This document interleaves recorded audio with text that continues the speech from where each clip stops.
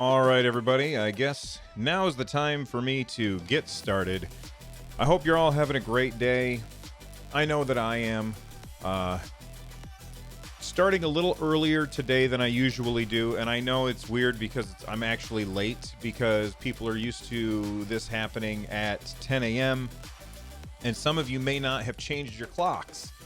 So right now, for my local time, it's actually 9:30. And so I'm technically starting early, and the reason for that is because I'm going to Retro Game Con later on today. I'm gonna take my son and one of his friends. We're gonna have fun there. So that's why I'm a little early today. And you might notice that I'm all by myself. I'm all by my lonesome, but that's okay. I'm used to it. I do a show 4 days a week, all by myself. So Lloyd is AFK today, and that means that it's just me and you, and we're going to do the show a little bit differently than we normally do. I feel like I've been putting out these videos. Let me turn the music down. I've been putting out these videos throughout the week. You know what? I'm going to actually record this so that I don't have to say it twice. But before we get started, I want to thank Adam and William for their super chats. You guys are fantastic. Thank you very much. William asked, did I set my clocks back? Yes, I did. Well, although I don't think we have any clocks in the house that you have to set anymore. Like, I remember when I was a kid, you had to go around and find all of your clocks and reset them. I was very confused this morning when I woke up and I looked at my phone and it said it was 5 in the morning. I was like, I don't feel that tired. I should feel more tired if it's 5 in the morning. But it just switched it for me. Ooh, for out of office. I know, CMR Sentinel, no Lloyd. You're going to have to deal with just this bald weirdo. All right. So, like I said, we're going to do things a little differently. Killajan, how come you changed the time 1 week after us? Killajan, I cannot answer that question. I don't make the laws. I just follow them.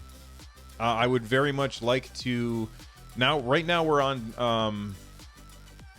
I would like to just get rid of daylight savings time and not switch the stuff back and forth. It's foolish.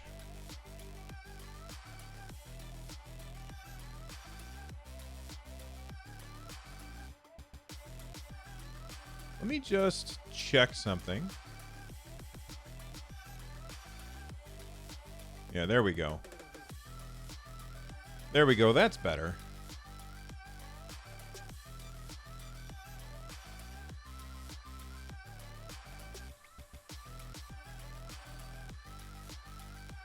I hope they get rid of daylight savings time everywhere. Although it started in Germany. Like, you guys are the ones that we should blame. You guys started it. It's all your fault.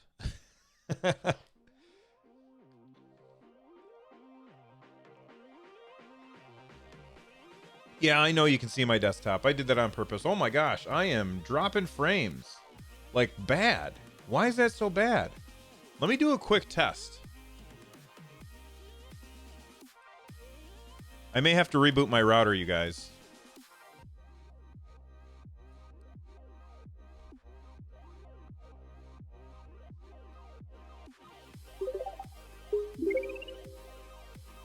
My upload seems bad.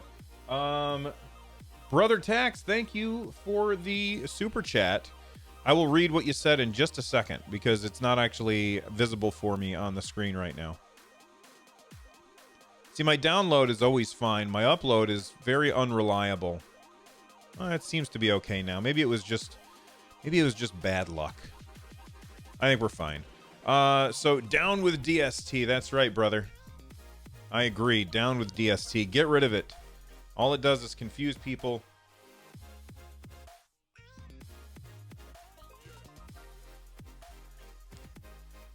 Why is my... Hang on. My bit rate just went up to 20,000 for some reason. There's no reason for it to go up that high. Hopefully it was just because I was doing a test.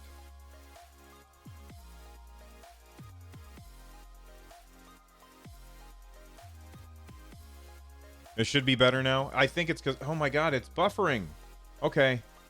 Hang on, guys. I will be back in, maybe it'll stay.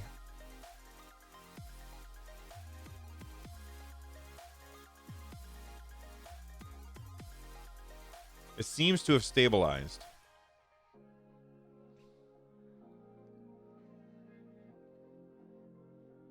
All right. I'm just going to ignore it and do my thing, get it done. And man, okay, you know what? I'm going to reboot the router and I will be back, you guys. So stick around, okay?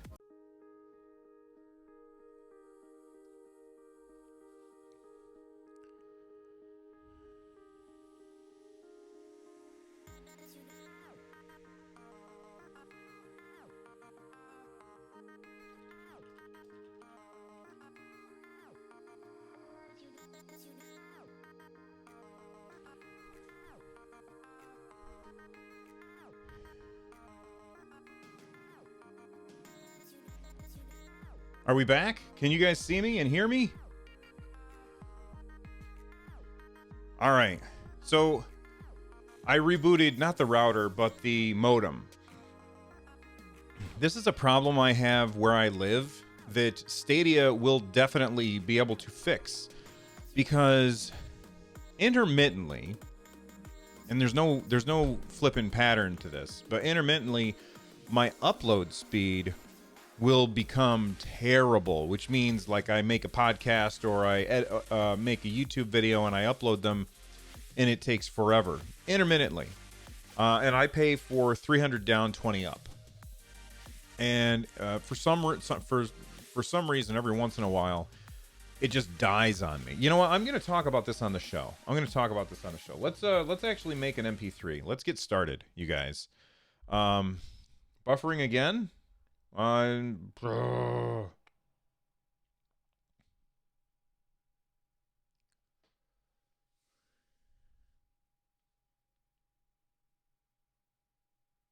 right, I'm just gonna make an MP3.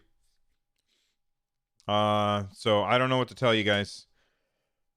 We're having technical issues. All right, let me get started.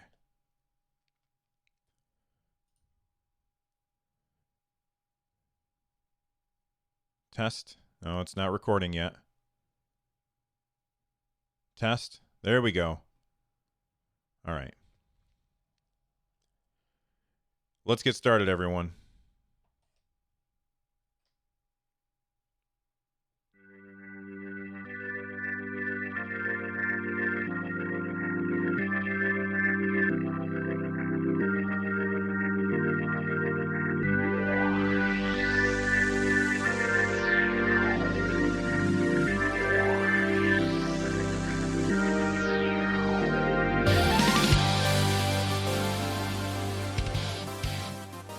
Welcome back, everyone, to Stadiacast, your place for all of the Stadia news. Before we get started, you might be wondering, where the hell is Lloyd? I don't have Lloyd today. Lloyd is AFK today. So it's just me, and that's okay. That's all right. We can still figure this out together. We can talk about Stadia. I do a podcast about Nintendo 4 days a week all by myself, and it seems to work out okay. Before we get started, I do record this show live over at youtube.com/StadiaCast. It's at 10 a.m. Eastern. Again, youtube.com/StadiaCast. If you go there, you can hang out with a bunch of people. Like right now, there's well over 100 people in chat. You guys are fantastic. Thank you very much. If you're watching this on YouTube, by the way, don't forget to hit that like button and subscribe and click the bell so that you get notified whenever I go live or post a new video. If you want to directly support StadiaCast, there's lots of ways that you can do it. You can easily head on over to anchor.fm/StadiaCast and click on the support this podcast link. And then for as little as $1, you can help us create future episodes of Stadiacast. And if you're here with us live, you can also use the super chat feature to support us and make sure that we see your message. There's tends to be lots of people in chat, and chat goes by pretty quickly, so it gets difficult to pick out all of the important messages that you guys send. And super chat is one of the ways to help. And already I want to thank Adam, William, and brother Tax for their super chats. You guys are fantastic. Those actually, like, one of those happened before I even started streaming, and then the other two before we started the show. So thank you very much. So what is today's episode going to be like? And that's a fair question because, it's just me. It's not a discussion with me and Lloyd. So today's episode, if you didn't know, I also have a YouTube channel, youtube.com/Stadiacast, which I may have mentioned a time or two. But I posted like a bunch of videos to that this week, and I decided that usually it's a discussion between me and Lloyd, but what I'm going to do instead is I'm going to take those YouTube videos and I'm going to put them into the audio of the podcast, because I know a lot of people watch the YouTube and don't listen to the audio, and a lot of people listen to the audio and don't watch the YouTube. So I'm going to do a little cross-pollination since Lloyd's not here. Before we get to those things, though, I want to talk about the main discussion, which is definitely something I wanted to talk about. First off, John Justice was supposed to be on the show sometime this week, and unfortunately, he had to cancel. Well, he didn't say cancel. He said postpone. And I said, okay, well, if you're postponing, does that mean that you're going to be back on before launch or after launch? And the reply was definitely want to be on before launch. So I know that there's a lot of people who I actually, when I tweeted this out that it was canceled, I got a bunch. My DMs are open, and I got a bunch of DMs from people who were just calling me a liar, saying that I never had an interview with him. And I was like, okay, you can believe what you want. That's fine. I don't have any way to prove it to you other than posting the emails, and I'm not going to do that because that's that's their information. I'm not going to give out people's information. So you can believe me if you want, or you cannot. It's really up to you. Anyway, so the John Justice interview was supposed to be this week, and my plan was to post it yesterday. No, not yesterday. Friday. I was going to post it on Friday, and then today I was going to discuss with the community what we talked about on the John Justice interview, all of the little tidbits that he was able to tell us. Now, we don't have any tidbits of information from John. However, he did meet with the guys over at Tested. That is Adam Savage's YouTube channel, where they tear stuff apart and build stuff, and they talk about technology. And they got to go to the Stadia offices. Lucky John, if you're listening, I would love to come to the Stadia offices and talk to you in person. But anyway, they got to go to the Stadia offices and get hands-on with Google Stadia. And then they sat down with John and an engineer whose name I have forgotten again. I had it and I've lost it. But they had about a half an hour conversation about the technology behind Stadia. And I thought, I watched it a couple times, and I picked out some of the information that I thought was very interesting, and I want to talk about that. So let's go ahead and discuss that stuff. First off, John said in the interview, 80% of U.S. households have access to gigabit Ethernet. And I feel like while that may be true, it's also prohibitively expensive. Like a lot of places in the U.S., paying for gigabit internet is not something that most people are going to be doing. It's just too expensive. Like I'm not sure how much we pay for the internet at my house. I know that it's a lot, because my wife is very, very nice to me, and she knows that I love to do streaming and stuff like that. So we pay a lot to have 300 down and 20 up. Now, sometimes that doesn't work. Sometimes, and this is, we have no other options where I live. I live in the middle of nowhere, and we have basically one ISP that will provide decent internet speeds, and they know this. So they have absolutely zero motivation to improve. And it's been very, very frustrating for me as a content creator and as a streamer. Uploading video is very, very important to me. I like right now, I'm uploading video. In fact, just before I hit the record button, I was running into issues where my video was not uploading, and so I went downstairs and rebooted my router. Not my router. My we'll talk about routers in a little bit, but rebooted my modem, and that seems to have fixed it. But I shouldn't have to do that. Now, once Stadia comes out, that won't be nearly as big an issue for me, because for some reason, the only issue that ever happens with my internet is my upload speed.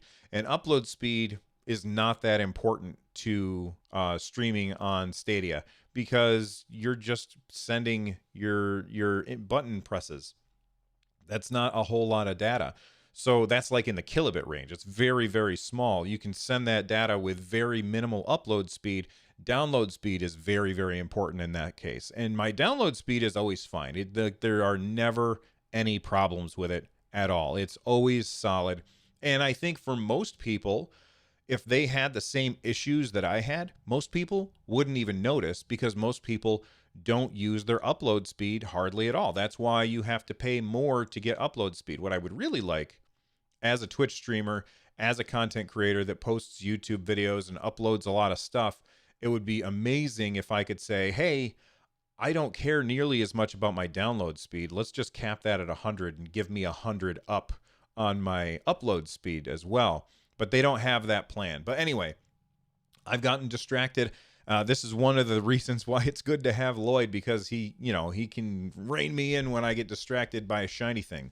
So, John said 80% of U.S. households have access to gigabit. But I personally think that in the U.S., there's not enough competition for internet subscriptions. And because there's so little competition, they can charge whatever the hell they want. And so while John says that, yes, 80% of households have access to gigabit, I think the number of people who actually use gigabit are going to be a very, very small percentage of that 80%. And that's because it's going to be very, very expensive. All right, that's the first piece of information that I thought was really interesting, and that's my response to it. My next piece of information that I found interesting would be that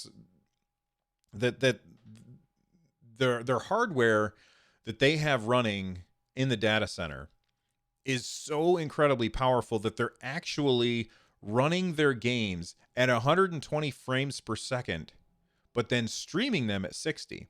And why is this important? This is important because it decreases the amount of time between when you press the button and the game realizes that you've pressed the button.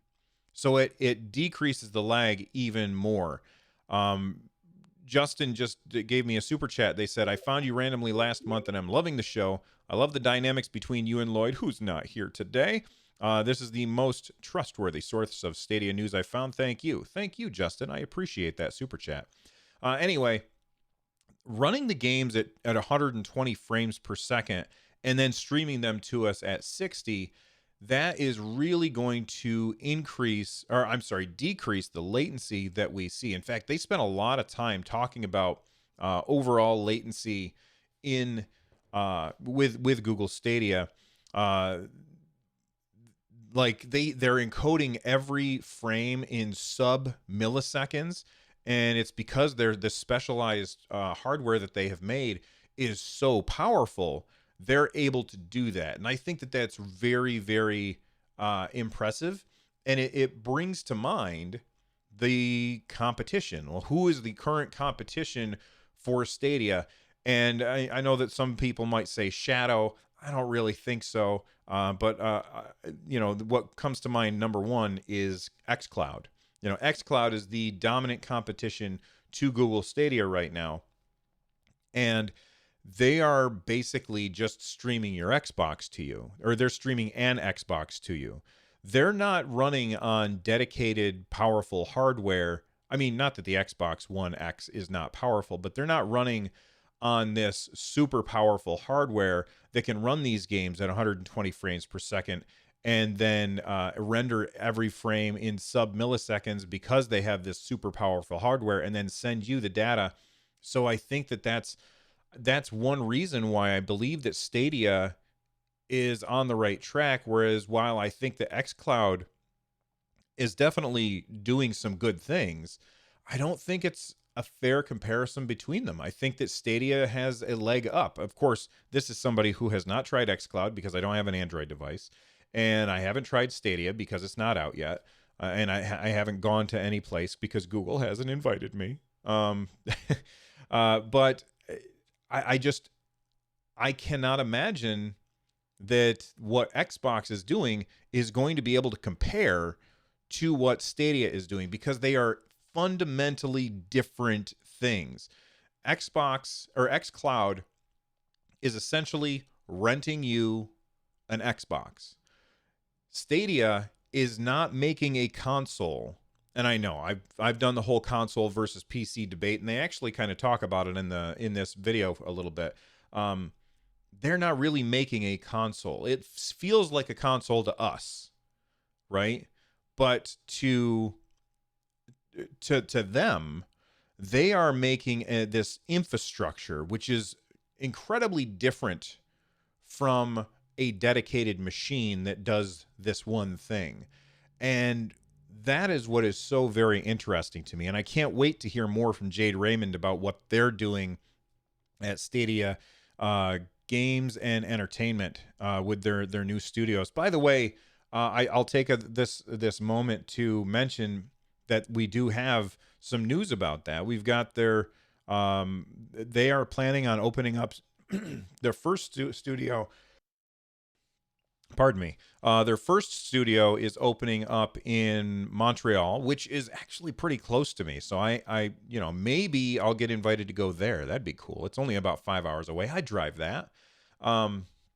But they're opening up a studio in Montreal, and then that's their first studio. Their next studio is going to be in London and Japan. So they're opening up a bunch of studios, and I feel like the pace at which games from Stadia Games and Entertainment, or SGE, as I think that they want to be called, I think the pace at which SGE games are going to be coming out is going to increase, and I think that that's fantastic. So I found that to be very interesting as well. All right, back to the tested video. Another piece of very interesting information is what they learned from messing around with VR, this idea of late frame reprojection. So this whole idea is you are moving a camera around with your head in VR. And this has nothing to do with VR and Stadia. This has to do with what they learned from making VR stuff and how they applied it to Stadia. But late frame reprojection basically means that you give an input, they render that frame. At the end of that frame, you give a little bit more input, and the game recognizes that, but the frame that is coming to you has already been rendered. So how do they adjust for this extra little bit of input that you have sent to them? This is basically what they're saying.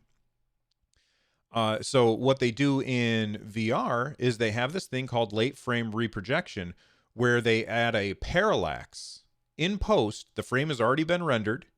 So basically on its way to you, it has some new parallax added to it, which makes it possible for it to make it seem seamless when you're moving around. And this is very, very important because it allows them to fix these small changes that occur late in the pipeline in order to make everything seem smoother for the end user, which I found to be incredibly interesting. And I wish that they had talked more about this, but they did not. What else did they talk about? I don't want to spend too much time on it. I lost my my little window that tells me how long I've been chatting for. There we go. Okay, this is pretty important. They are working directly with Epic and Unity, as well as the other proprietary engines, in order to have Stadia integrated into those engines. Now, as Stadia launches, we have games coming out for it, but as these engines get updated to directly work with Stadia, it's going to make it so much easier for the developers to bring their games to Stadia, because it's built right into the Unreal Engine and the Unity engine, as well as the proprietary engines that other publishers and developers are using. I find this to be very, very important, especially because earlier on in the video, John Justice specifically said Stadia games are not simply ports, which I was assuming that porting from other platforms to Stadia is going to be easier than porting from other platforms to Nintendo Switch, because Stadia is more powerful, the Switch is less powerful. Now, this doesn't mean that I was wrong about that, but it does mean that it's not easy to port to Stadia. And the reason is because they have all of these extra things that they want developers to care about when they're bringing their games over. Things like crowd play, things like YouTube integration, so that you can say, hey, keyword, how do I get past level 5? And it brings up a little video. Like, all of that stuff is stuff that they actually have to build that is not part of the other games. And that means that there are significant changes when you are making a game for Google Stadia rather than on other platforms. So I found that to be very interesting. And the last piece of information that I will talk about here before we have a break and hear from our sponsors is that Stadia already has multiple hardware revisions for the future in development. Like, they already have, I think they said, I can't remember off the top of my head. I watched the video a couple of times, and one of the times they said it and I forgot to write it down, and then I just didn't watch the full video the second and third time because I was super busy. But they already have multiple hardware revisions for future in development. What does this mean? It means that down the road they can take out an old blade, and actually, you know what they'll probably do? They'll probably leave those old blades up so that people can play older games on them. And as new games come out for Stadia, they just turn on some new blades someplace else in a different data center. And, it's going to be more powerful. It's just like upgrading your Xbox to an Xbox One X. It's just like upgrading your PlayStation to your PlayStation 4 Pro. Like, those are not super huge jumps, but they are jumps in processing power and the ability that these consoles have to run. So the fact that they already have multiple revisions for years down the line already in the pipeline and figuring this stuff out, I think is fantastic. And it's one more piece of information that shows that Google is taking this seriously, and they are going to take this as far as they possibly can. All right. Let's take a break and hear from a sponsor. Before we do, I want to say thank you to Joel Thompson for their super chat, which they asked, am I bummed with no mention of Stadia at BlizzCon? And I will get back to that when we get to the crowd play section. Stick around, everyone. We'll be right back. I'm number one.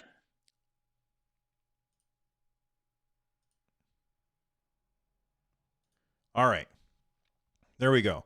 So we've got the intro. And so what I'm going to do, everybody, is I'm going to be, how do I want to phrase this? Usually we record the show in one shot. I'm not doing that today. So the next topic that I want to talk about is the APK Insight that shows that Google, what's this say here? Google Wi-Fi. So I want to talk about the Google Wi-Fi. Now, I already talked about it. So if you've already watched that video, you obviously don't want to hear it again. But what I'm going to do is I'm going to respond to something that somebody said, and I'm going to edit it together in post. So hopefully that makes sense. 7. Hey, Stadiacast. I appreciate your professional and high-quality content. You are two people. It's even better. I don't know what that means. Have you ever thought about collaborating with other co-hosts if one of you can't be there? Oh, okay, I understand. I've thought about it. I don't trust anybody as much as I trust Lloyd. So that's the thing.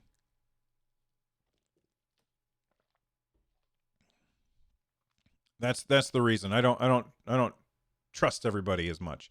CM Arsenal, the sponsor is I'm number one. No, but here's the reason I do that, Sentinel, is I hit a button and it plays a random sound effect, right? So when I upload the podcast to Patreon, I say, hey, here's our sponsor, and then they hear a sound. I don't know why they're all those sounds today, but they hear a sound. But like on Patreon, I don't put ads in. So I want to have like a sound to separate that, if that makes sense. But when I upload the podcast to my podcast host, we have advertisers on there.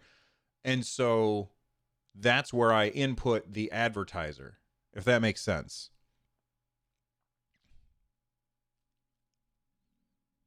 No, I understand who you mean, Seven. I mean, they have a platform. They can make their own shows, and I think that they're doing great.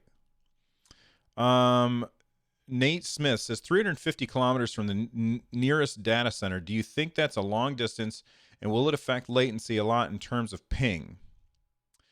Well, I don't think it's going to be that big of a deal. I first off, I'm not a networking engineer. So keep that in mind. I do have a degree in computer networking, but that was back in the early 2000s, and I haven't done any of that stuff in like 20 years, it feels like. So I'm not an expert on that. All right, let's continue. Let me grab this. All right. Let me just hit record. How much space do I have? Let me give myself plenty of space. So after I posted that, I did get a message from Mario Garth who said there is, in fact, a Family Link app in the iOS App Store. And I looked, and absolutely there is, which is awesome. Somebody else pointed that out, but they wanted to know. Well, they mentioned that they didn't think that it made a lot of sense because it couldn't control other iOS devices, and that's not really what I was interested in.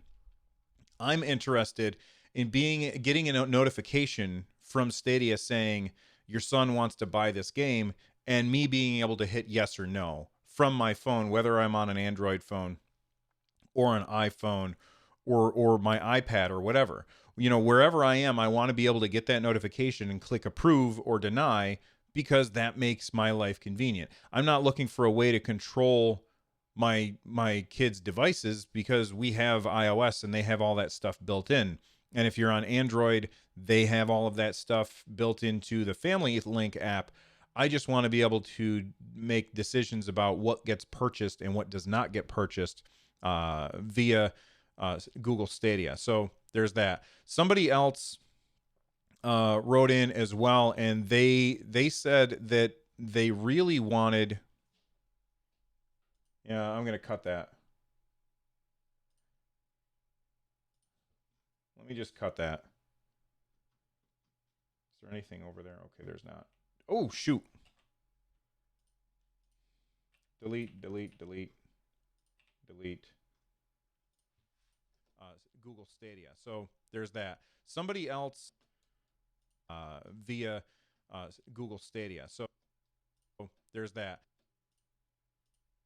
Stadia. So yeah, so all right. Edited that out. Now bring this over here. By the way, there's like 366 people here. If you guys could hit like, that would be awesome. You fantastic people. All right. The next thing is how much will games cost? I got a bunch of people responding to that. After I posted my question about how much, or my video about how much will games cost, which you just listened to the audio of, I got a whole bunch of replies, which I thought was super interesting.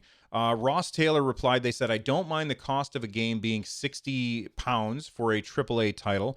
However, there has to be some assurances that these games will be playable indefinitely. Imagine sinking thousands of pounds into a library only for Stadia to shut up shop and you lose all your games. And for that, I can totally understand that.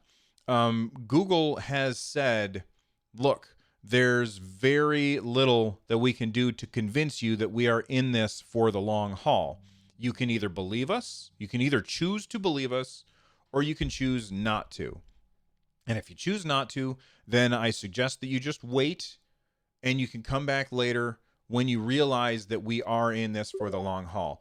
Google has put lots and lots of money into this. This is not one of those 20% projects where Googlers get to spend 20% of their time working on their own project. This is an all hands call where everybody is putting lots and lots of time into this. And because they're putting lots of time into this, I completely expect that it's going to be around for a very long time. They said that they are already planning on the next 5 years worth of hardware, that kind of thing. We're going to see Google Stadia be here for a very long time. And here's another thing that Google has said that I think is fantastic and directly is an answer to what Ross Taylor here is saying. They said that they have made assurances with their licensees. So if they license a game, let's say that they go and I'll give you an example. Let's say that they get the new Avengers game, the Square Enix Avengers game, which is coming to Google Stadia. And then Square Enix loses the license to that game. You do not lose access to that game anymore. You can continue playing that game even though Square Enix is no longer allowed to make it. That's an example that I think kind of might put some fears at ease. However, there's always going to be people out there who say you don't own your games. And I understand that. You don't own your games. But if you buy a digital copy of a game on any system, you don't own your games. So that's how I feel about it. Samurai Squirrel, who has possibly the funniest name, wrote in and they said, regardless of the port changes they need to do, and this is again in response to the how much games should cost, regardless of the port changes they need to do, I don't think it should be the same price, even for a new game. I think they should follow Steam as an example. They have to port a PC version, yet games are normally cheaper than a standard console game because we don't actually own the game if we purchase on Steam. I think new should be £10 less. Everybody from Europe who listens to the show, it's weird. I think new games should be £10 less. Old games around the same or £5 cheaper. Point it. I'm not sure what you mean by point it. Steam, you don't own the game and you don't own it on Stadia. And like I just got done saying, you don't own it on any platform if you're getting the game digitally. And technically, even if you get a disc, you're just buying a license to play the game, and they can revoke that license anytime they want. Just because it's never happened doesn't mean that it won't, although I highly doubt that that would happen. Now, this whole idea about the PC version games being cheaper because you don't own the game, I feel like that's a paper tiger. That's a false equivalent. That's not the reason why. The reason why is because going to a store, they tend not to have PC games on shelves. And PC games sitting on the shelf, if that were the case, then I bet you that the price would be the same as the physical copy that you get when you go into the store. I talked about this in that video, which again you just listened to a little bit ago. But I talked about this actually twice in the video. I didn't mean to, but I did.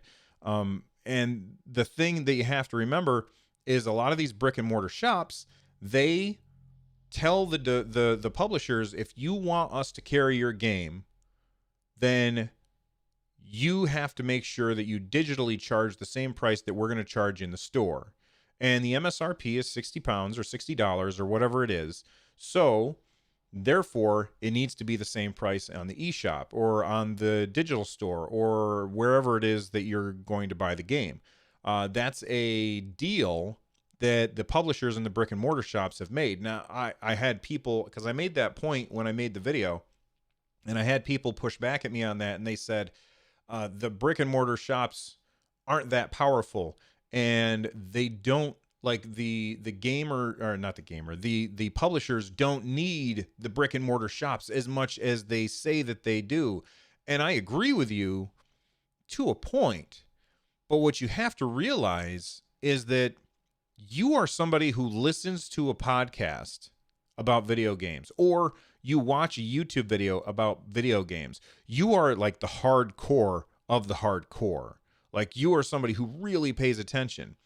A lot of times people go into, like, they want a new game. They have no idea what games are out. So they walk into a store and they look around.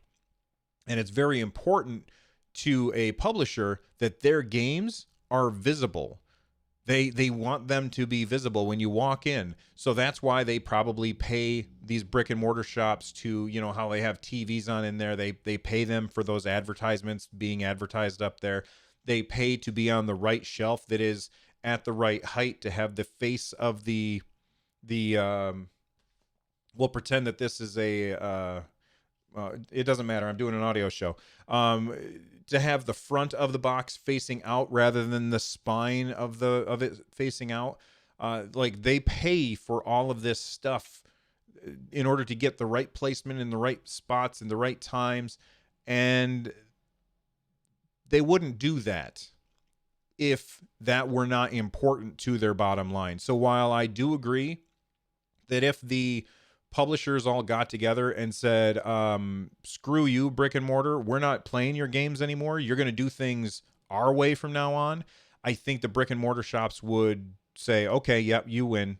I don't know if that's even legal. Like, wouldn't that be some kind of anti-competition laws or something? I'm not sure. Anyway, let's talk about the next topic, which is, I don't even remember what it was. We'll talk about it, though.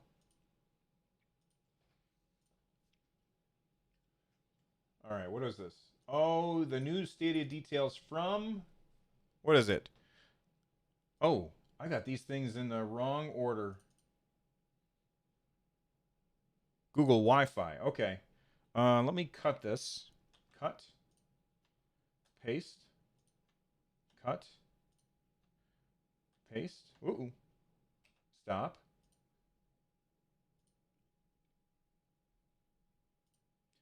Just a second, everybody. Paste.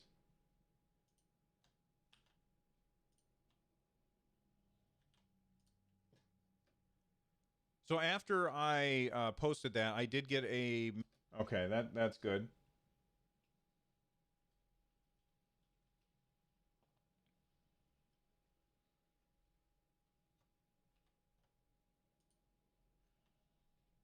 Hang on, guys.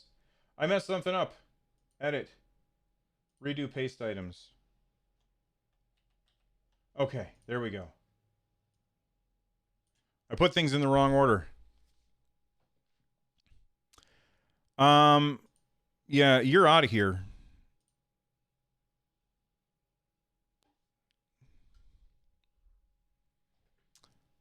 And no, I would not consider watching your videos after the stream. I'm busy doing my own stuff, man.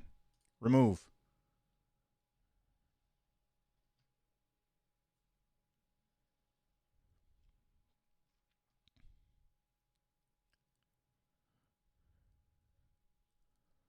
Also, I lost my Breath of the Wild. I had digitally bought it and I still have it. Oh, I lost my Breath of the Wild game. Had I digitally bought it, I'd still have it. That's true, Eric. Which is important when those cartridges are like tiny little cartridges. Controller question. Since the controller is USB-C, will a phone charge or power the controller? Also, can I buy a dongle to charge both at the same time from one plug? I'm sure that there's if there's a dongle that you want, it probably exists someplace. Like people make those things all the time.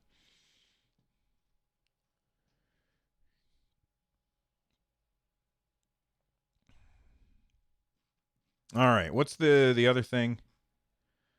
Google Wi-Fi. Okay.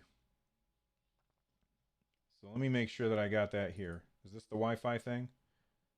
Yes. Okay.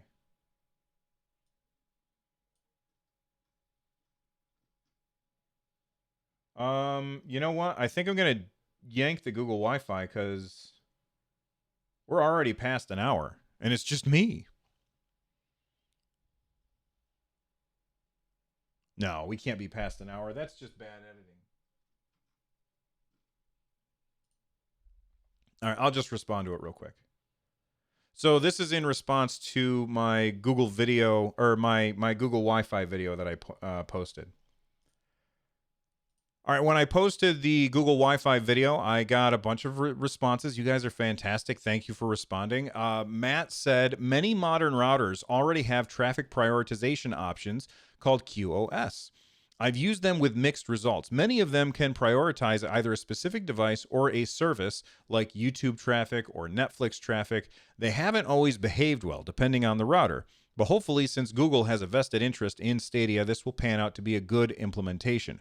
I expect other routers will have this option eventually, and even if they don't have a service level option specifically to target Stadia traffic, most modern routers will at least let you pick your Chromecast Ultra or other preferred device to prioritize traffic. And while that's all true, and thank you very, very much, Matt, for letting me know about it.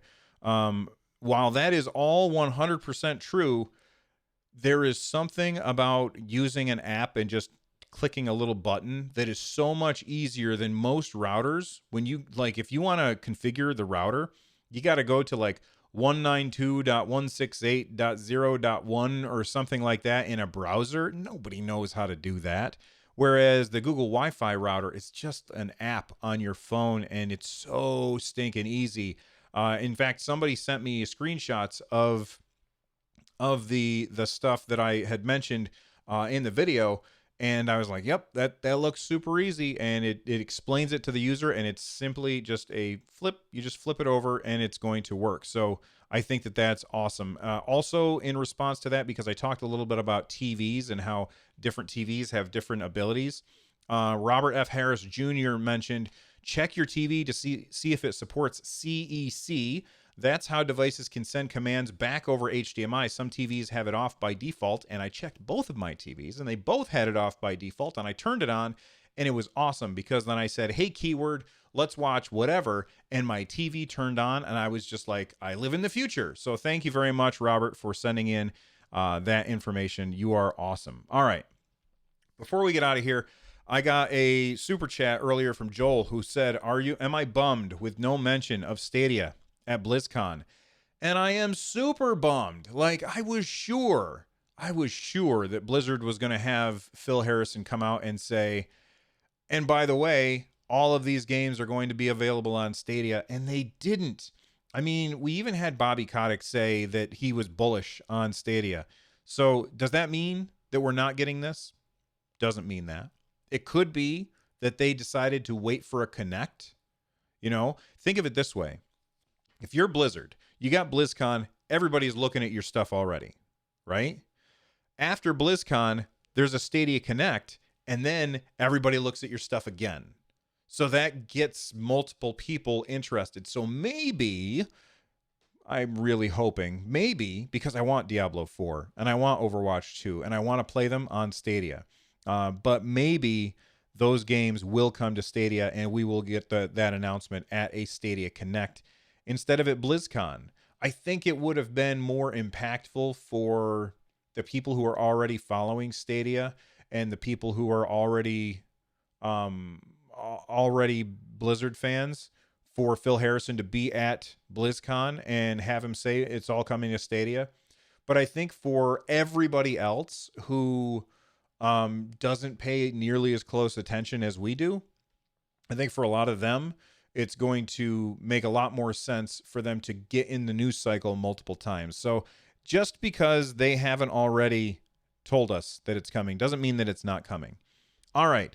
I am done with the show, but I'm going to hang out for a while and chat with the over 400 people who are here because you guys are awesome. And thank you very much for listening.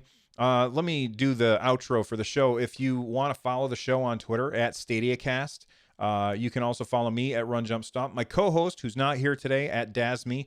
And make sure that you use the hashtag Stadiacast so that we can find your tweets. I did have a bunch of tweets, but I did not get to them today because I talked for way too long. But that's how it goes. They'll just have to save until next week. You can also join my Discord over at runjumpstomp.com/Discord. And if you want to join Lloyd's Discord, his is at res.tv/Discord. The music for the show is Subterranean Kamikaze by Zircon. Make sure you check out their stuff at zirconstudios.bandcamp.com. I'll be back after this.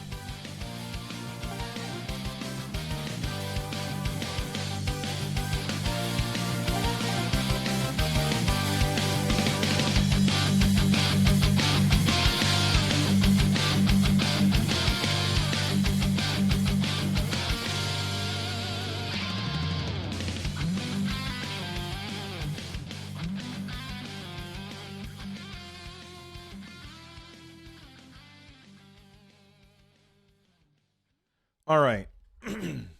Holy cannoli. I cannot believe how many people are here. You guys are fantastic. So let me scroll back and see what people were saying. I did not anticipate that I would talk for as long as I did about everything. I do have a lot of editing to do. You can see. That's what I'm going to do.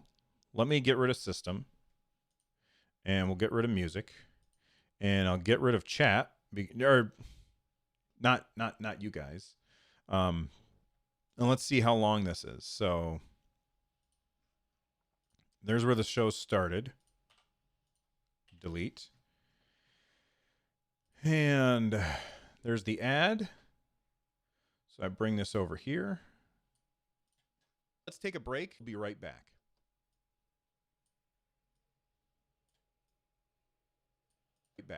I'm number one. Hey everybody, I've got a quick little update for you. This one comes to us. All right, and then this goes right there. That goes right there. Soon. Have a great day. Bye-bye.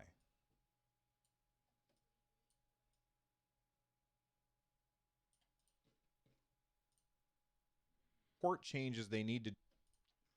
Yep, show's longer than an hour. I don't know how the hell I managed that. Let's talk about the next topic, which is, I don't even remember what it was. We'll talk about it, though. Hey, everyone. Welcome back. I've got a quick... And then this is the Wi-Fi discussion. I will see you guys next time.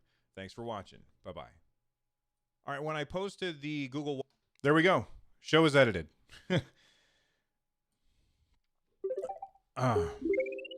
Hey, thank you very much, Adam Henry, for another super chat. That's the second one today. Thank you. All right, let me scroll back and see what people were talking about. Let's see. I take a 80 megabit per second unlimited over 300 megabit per second with 1 terabyte data cap. Yeah, I think so too. I don't have data cap, so I can't really complain about that.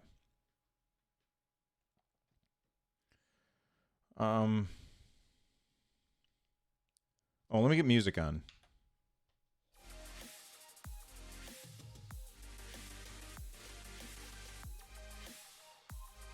Let's see. Only because it's free, already using it. I did see somebody calling me a fraud and a liar. I did not get a chance to ban them, though.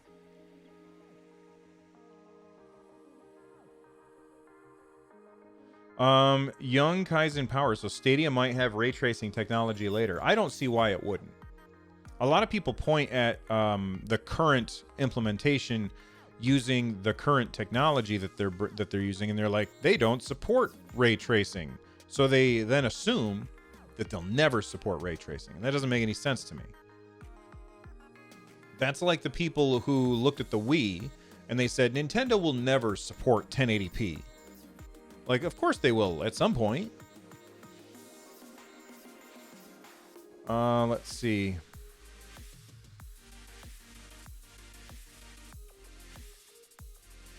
Dan Coster wants to know, everyone, what game are you getting first? That is a great question. I'm gonna start with Destiny 2 because I've never played it, so it's new to me. But I'm also gonna get Guilt.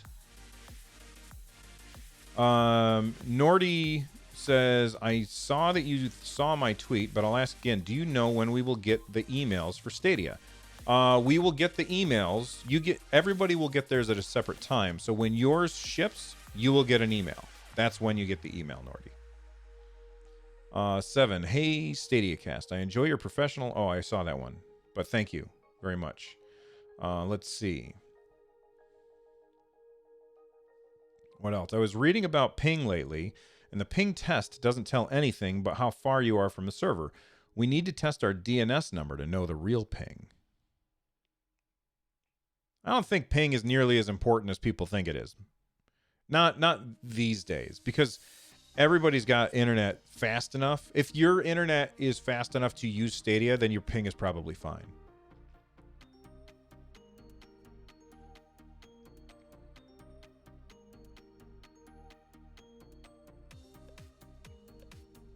I don't understand why they would be different prices than any other retail. That's King Payne. That is exactly what Phil Harrison said. He said, I don't see why they would be any different at price than anywhere else. But people kept asking me the question, so that's why I made the video about it.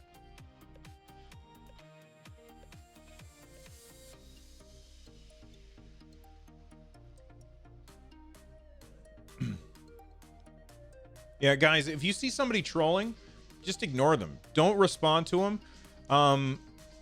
As this community gets bigger, I will have more people be modded here in chat, and don't ask to be a mod.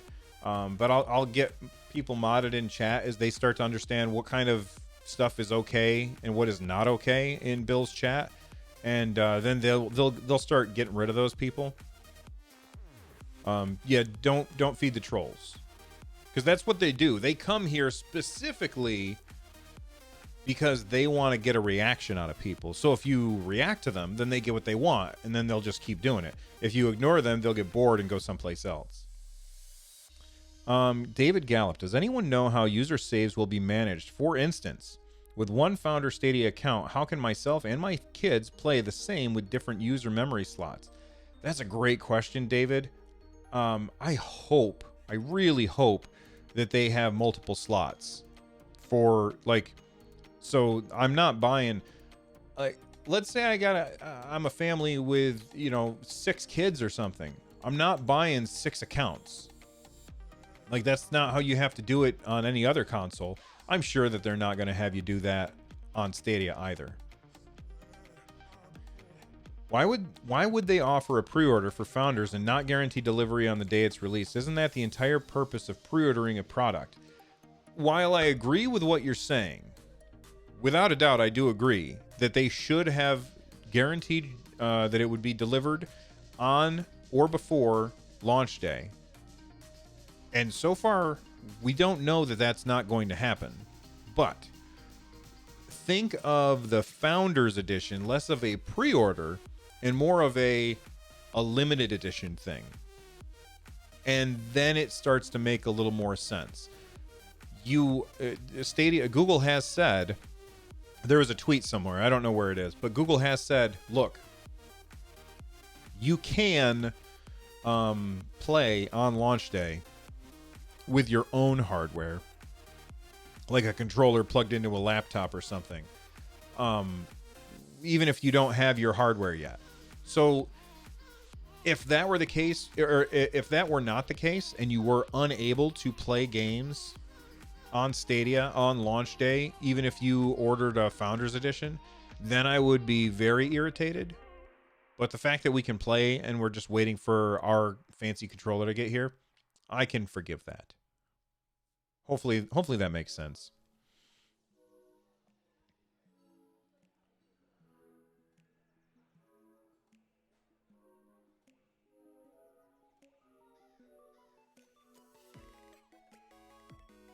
DJ Loopy, are you talk about games? You got to work on your grammar, buddy. It's very difficult to figure out what you mean when you say stuff like that. And if English is not your first language, then I can understand. But, work on it. I think you can do better. Be better. PC games aren't cheaper on Steam, though. Not typically, at least. It's not unheard of. But I wouldn't say it's the expectation. I don't think so either. And Commander Seaton says developers set the game prices, not the store. You're almost right. Publishers set the game prices, not the store. But people always confuse developers and publishers. Steam does have discounts all the time, and they do impact the prices quickly by the rating system. That's true. You're not wrong. I do hope that we have a rating system on Google Stadia where we can say, I like this game, I didn't like this game, being able to rate it so that when I load up the store and I go to look for something, I can say, oh, I don't want to see any 1-star stuff.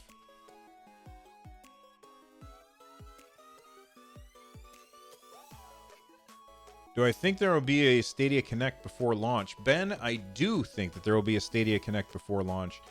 I can't guarantee it, but I think that there will. Darren Pogue, do you think Microsoft and Sony are worried about the competition, or should they be worried? I don't see it as competition to Nintendo, affordable option for high-powered games. I think it's competition to all of them. It is absolutely competition to Nintendo Switch because people will be able to play their games on their phones. That's Nintendo's place. Nintendo is in the portable place. You're going to be able to play these games on your phone, which means now you can take your games, your high-powered games with you. I do think it is competition with Nintendo. I do think that both Xbox and PlayStation should be worried, but they've been working on this just as long, if not longer, than Google has. Google's just taking a different approach, whereas PlayStation and Microsoft are allowing you to essentially rent an Xbox and PlayStation. Google is saying we're going to say there is no physical hardware. We're just going to have the data center be your console, and that affords us the opportunity to do things that nobody else can do. Jay Smith, where is my co-host? He is AFK today. I would love it if EA was bringing Star Wars, the Jedi game to Stadia. In fact, I'm not buying it on PS4 because I anticipate that they will. Kyle, I know that Google Stadia will only be on Pixel at early launch, but will it eventually be on iPhone? Yes, I'm sure. I guarantee that it... Oh, okay, I can't say that. I'm 99% sure that it will at some point. Probably in 2020. Mr. Perfect, did anyone else pick up a second controller for Stadia? I did not. I was not interested in a second controller.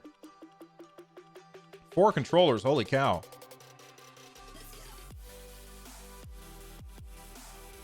Dex Retro, I'm really glad I got my Google Wi-Fi. I absolutely love it. It's great. It's especially great if you're a parent because you can just go bloop and shut off the Wi-Fi for the kids. So if you want the dishes done, turn off the Wi-Fi, and now they're bored. Tell them I'll turn it back on when the dishes are done. It's awesome. It's very easy. I posted the Diablo Reddit if anyone else is only going to buy Diablo 4 if it comes to Stadia. And wow, the level of misinformed and anti-Stadia people surprised me. People must have hardware envy. It's not hardware envy. It is misinformed. And people, it's the cola wars all over again. You know, it's, yeah, I like Pepsi, so Coke must be the worst thing in the world. That's a very typical thing. It's the console wars. Shivendra saying, no, they did not announce the next Stadia Connect. I'm sorry.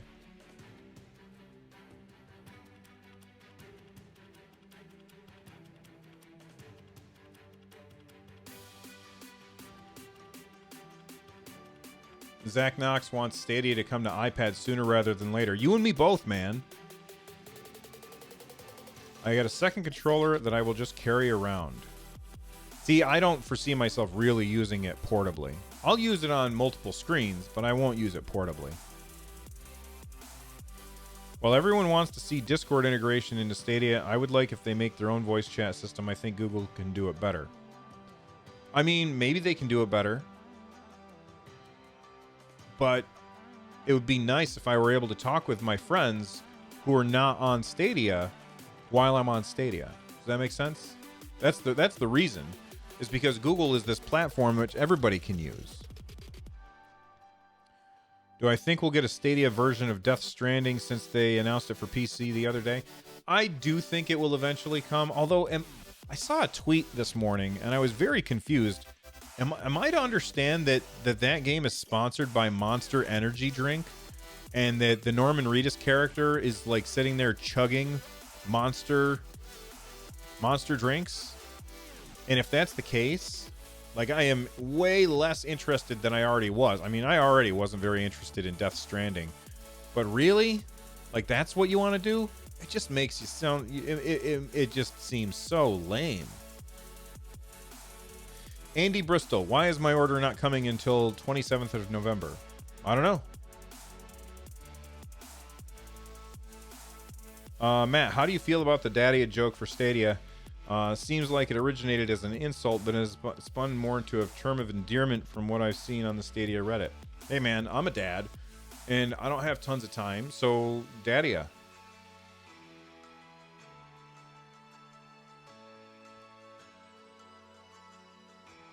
I want to use the second controller for demonstrating Stadia to friends, but you are right. I have to carry my Intel NUC or Chromecast Ultra with me. Yeah, I don't want to carry stuff.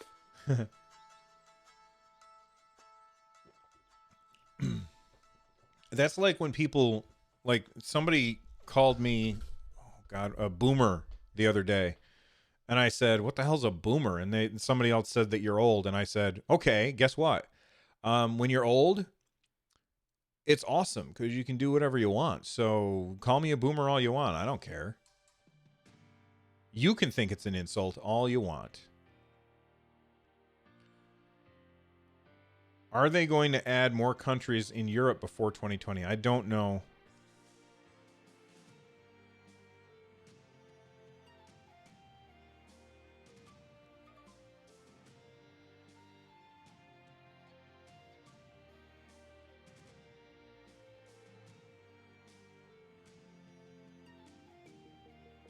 Well, ANA, they have said that that Stadia wants to completely support crossplay, but it's up to the developers to implement it. Matt Gothard, will Crowdplay have a super chat feature so followers can jump queues with donations? I don't know, Matt. That's a good question.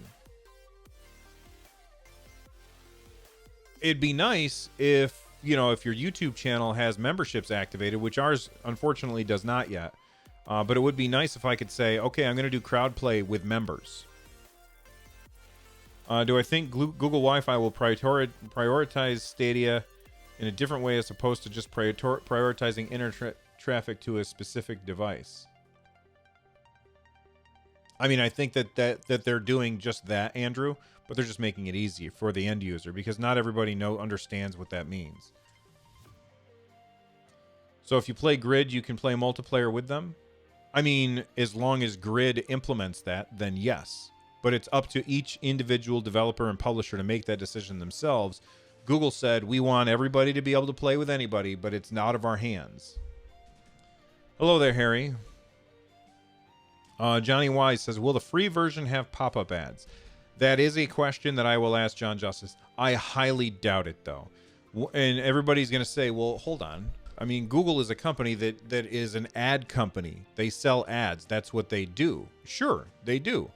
What you're forgetting is that Stadia is going to generate a ridiculous amount of gaming content for YouTube, which already has tons of it. It's going to have even more.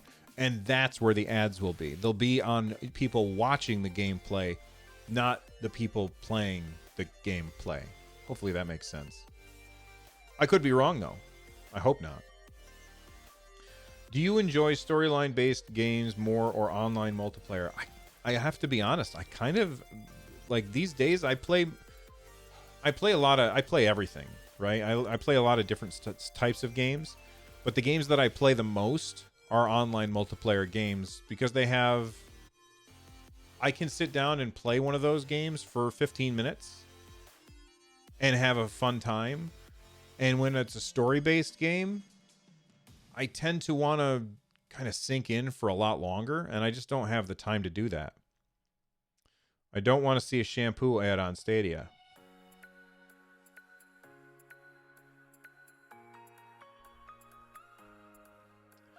What headset and mic is best for Stadia? I don't think it really matters for Stadia. The question, Dissenter, is what headset and mic is best? As long as it has a,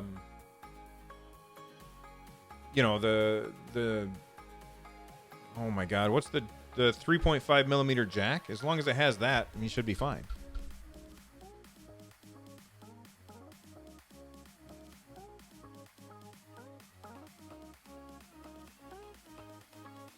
Harry, what are we talking about? We're talking about Google Stadia. Maybe he's born with it. Maybe it's Stadia.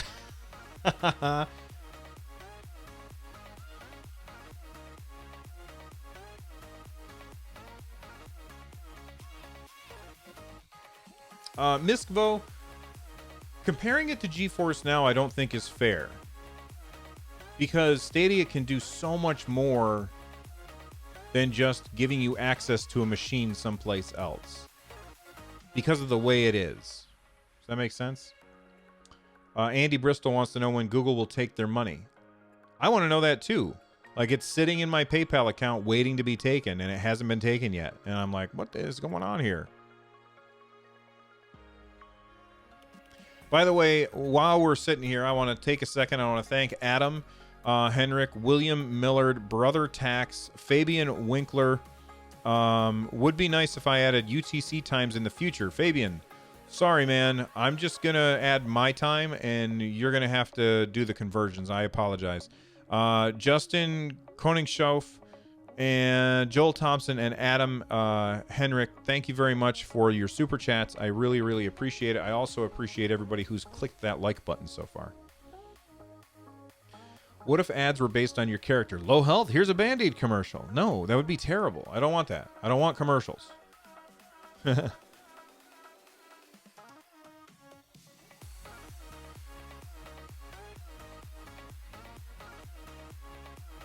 I'm 43 and I play more games now than I was a kid. Mystic Muscle. I'm also old. And that doesn't mean that you can't play games.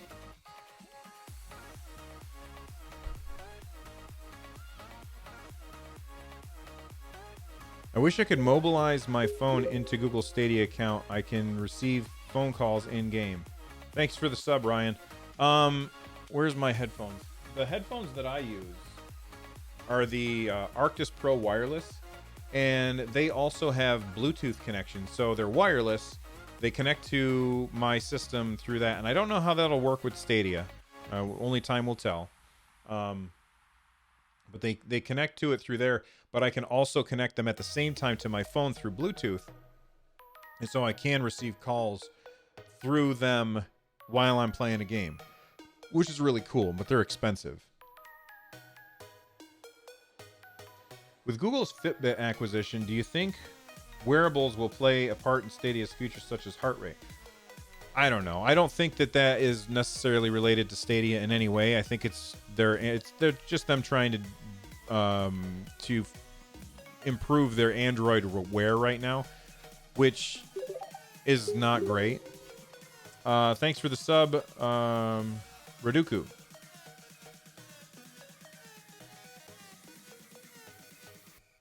Andy Bristol, why can't they just send the controller before launch? I think they are. That's what they told me. They said I would be receiving mine on the 6th, so 6th or 7th. But I haven't been charged yet, so maybe not. Actually, let me look at my PayPal account right now and see if they did charge me. Maybe they did. I don't think so, though.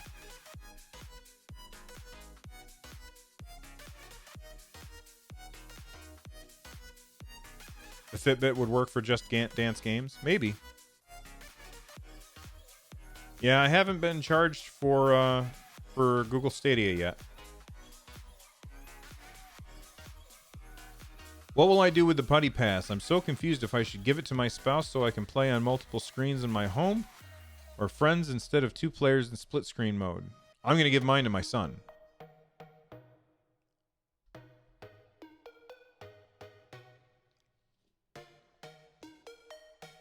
Sam, I've heard that too, but I was told by Google that they were sending mine on the 6th. So, we don't know. Which is one of the questions I was going to ask John to clear up, but he had to postpone our interview, so I wasn't able to talk to him.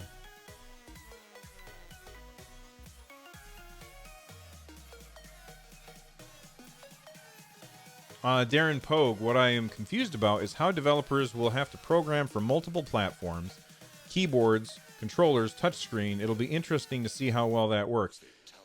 We don't have confirmation that it's going to work via touchscreen. That being said, if it's built into the engine that they're using, keyboards and controllers and stuff like that, it probably won't actually be more difficult at all. As a teacher, does your school use Chromecast on a TV, or do you still use a projector? Am I going to game on your planning period lunch? No, I work. I work through my lunch. My planning period is spent planning. That's teachers do not lounge around during their free periods. They're usually working. But I still have a projector in my room. See you later, ANA.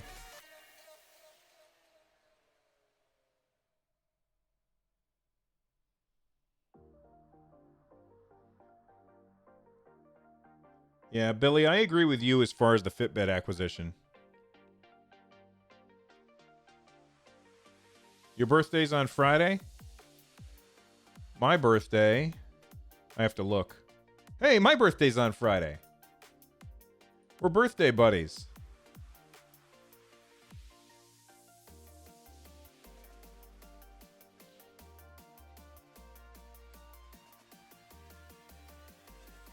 Hi, Miranda.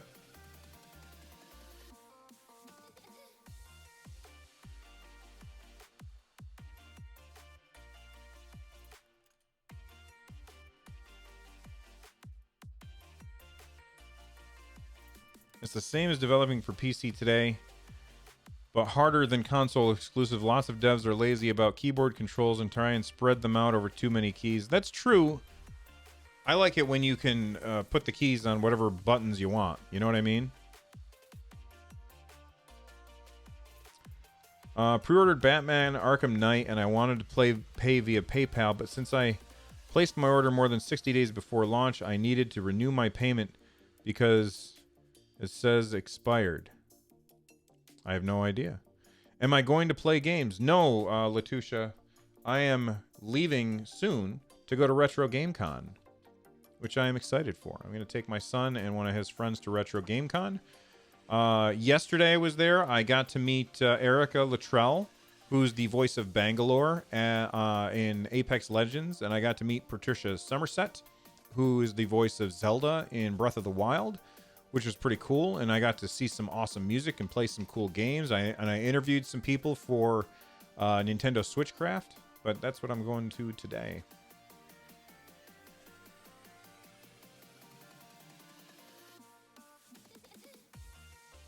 I will let you guys know as soon as I am charged.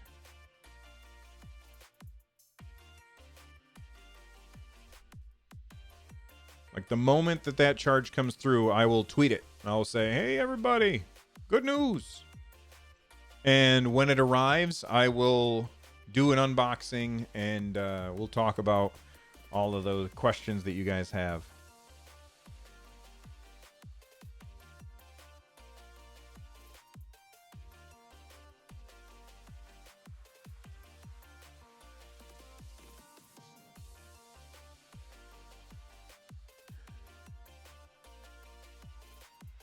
From which city you are? I'm from upstate New York.